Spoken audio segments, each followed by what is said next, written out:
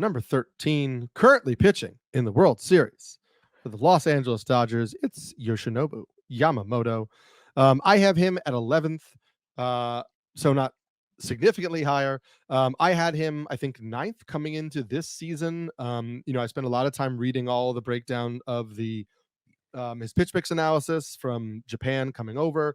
You and I talked a lot in those early podcasts about like, hey, Dodgers, fastballs up in the zone would be nice as well for this man, just generally for all of your pitchers, but for him. Then we had the shoulder injury, which sidelined him for months. And so, I think that,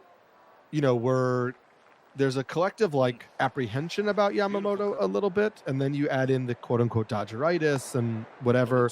And I don't know that he might be as electric as like the expectation was when he was first signed for those kind of like record numbers.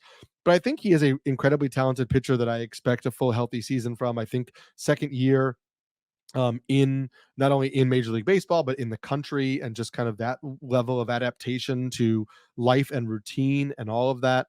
I think we see a little bit more of the promise that we had coming into the year. And it's not like he had a bad year this year either. And obviously team context doesn't get that much better. And so I'm happy to take him early in drafts next year.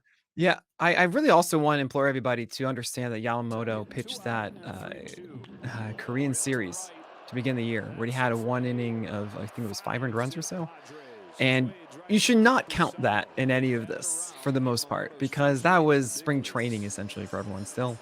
And if you just remove that, which you should, because you wouldn't really have started that, it's a 2.53 ERA with a 107 whip instead of the 3 ERA and 111 whip that Yamamoto has. That's a huge difference in understanding of ability.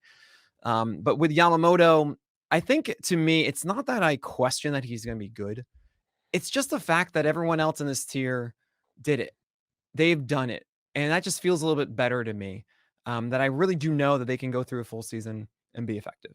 I actually initially had Yamamoto right underneath Ohtani at 9. And then I thought, you know what? I don't really fully know yet. And also the 4-seamer not being upstairs is weird to me. This is a guy who has 90th percentile VAA. Actually, I think it's 95th. That is, it's very flat, which then says, look, if you throw it upstairs, you're going to have more success with that flat arm angle. And he doesn't. He doesn't have great IVB, but it still should be good enough there. It's also 95 on the fastball, not the best extension. So really, that is the best asset of his 4-seamer. He's not really leaning into it. The cutter hasn't developed as much as I wanted it to as well, only 6% usage.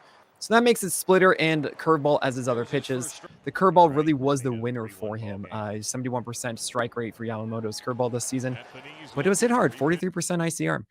And that's a little concerning to me, of just having 2 pitches, both the 4-seamer and the curveball having a BABIP over 300.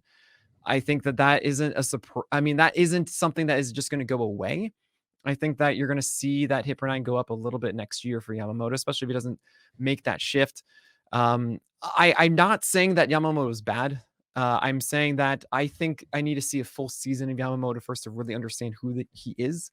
Sure. And it is 6-man. It is going to be less expected volume from Yamamoto, just from an innate standpoint of ceiling to me, than the other ones I put ahead of him.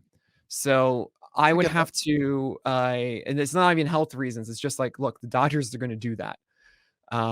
That to me is why Yamamoto fell underneath, but I still think he's very good. And actually I'm hoping that the sour taste he left in many people's mouths this year is going to be pushing him down in drafts.